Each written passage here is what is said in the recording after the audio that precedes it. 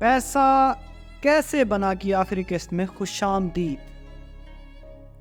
इस किस्त में हम आपको बताएंगे कि पेपर करेंसी को किसने बनाया और ऐसा क्या हुआ जिसकी वजह से अमेरिका डिफॉल्ट कर गया, और इस दुनिया में नज़र आने वाला और ना नज़र आने वाला कितना पैसा है। तो आप हमारे साथ वीडियो के आखिर तक जुड़े रहिएगा। वीडियो में मज़ीद आगे जाने से पहले आप हमारे चैनल को सब्सक्राइब कर दें ताकि आपको मज़ीद इस तरह की वीडियोस मिलती रहे। जैसा कि आपको पिछली किस्त में बता चुके हैं कि जैसे जैसे बैनुल अक़वामी ट्रेड बढ़ती गई, सिक्कों के चोरी होने का डर भी बढ़ता गया। 1279 अब ज़रूरत थी ऐसी करेंसी की जिसको आसानी से गिना जा सके और आसानी से मुंतकिल किया जा सके। इस ज़रूरत को पूरा किया मंगोलियन शहंशाह कुबले खान ने। कुबले खान चंगेज़ खान का पोता था। कुबले खान ने बार्क ट्री के पत्ते से दुनिया की पहली पेपर करेंसी को बनाया। कुबले खान ने ये पेपर करेंसी पूरे मंगोलिया में लागू कर दी। कुबले खान लोगों को सोने के बदले ये पेपर करेंसी देता, जिससे लोगों के लिए आसानियां पैदा होने लगी। लोगों ने जो चीज़ भी ख़रीदना होती ये पेपर करेंसी दुकानदार को देते और अपनी पसंद की चीज़ लेते। इस पेपर करेंसी का नाम है IOU। IOU यानी मैं तुम्हारा कर्जदार, यानी सोना दे और IOU ले जाए, और जब अपना सोना वापस लेना हो तो IOU ले आएं और अपना सोना वापस ले जाएं।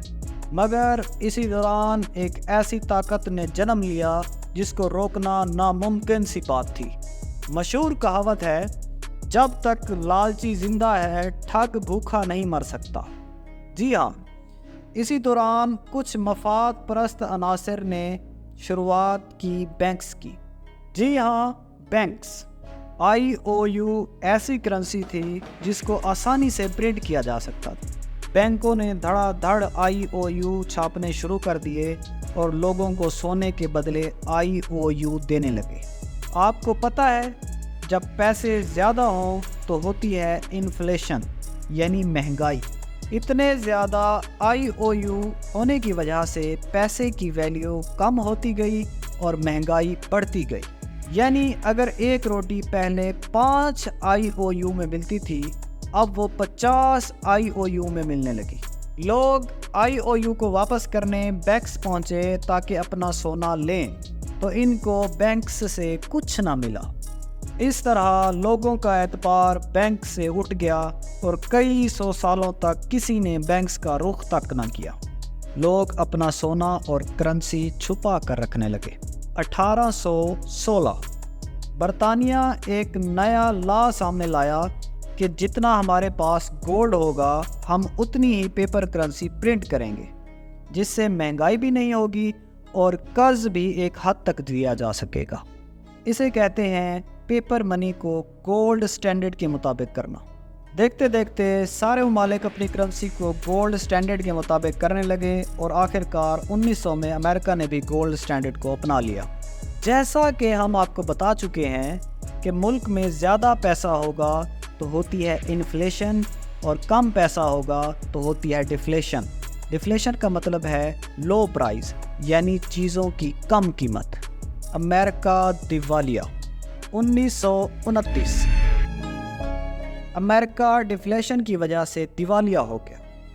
कंपनीज इतना ज़्यादा पैसा नहीं कमा रही थी कि अपने मुलाजमीन को सैलरी दे सकें, जिससे अमेरिका की इकॉनमी क्रैश करने लगी और लोगों के पास ना ही पैसा था और ना ही जॉब्स।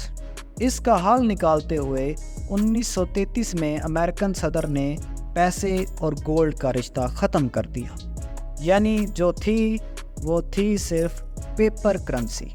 अब बैंक्स के पास वो ताकत वापस आ गई जिसका फ़ायदा उठाना इन्हें अच्छी तरह आता है, और वो ताकत थी नोट छापने की। ये तो आपको पता है कि पैसे ज़्यादा होने की वजह से होती है इन्फ्लेशन, इसलिए दुनिया में महंगाई को कंट्रोल करना मुश्किल हो गया है। अमेरिका ने एक बैंक फेड बनाया है जो ये कंट्रोल करता है कि मुल्क में ना तो पैसा ज़्यादा हो और ना ही कम।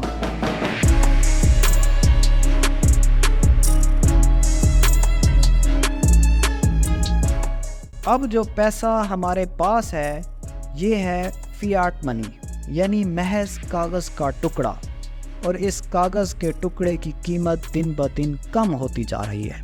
جانتے ہیں اس وقت پوری دنیا میں کتنا پیسہ ہے؟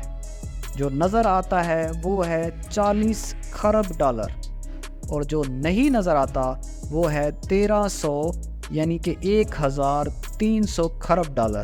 امید ہے آج کی ویڈیو آپ کو پسند آئی ہوگی۔ اگر پسند آئی ہے تو ویڈیو کو شیئر کر دیں اور ہمارے چینل کو سبسکرائب کر دیں۔ اگلی ویڈیو تک کے لیے مجھے اور میرے ٹیم ممبر حسن لطیف کو اجازت دیں۔ ملتے ہیں اگلی ویڈیو میں۔ اللہ حافظ۔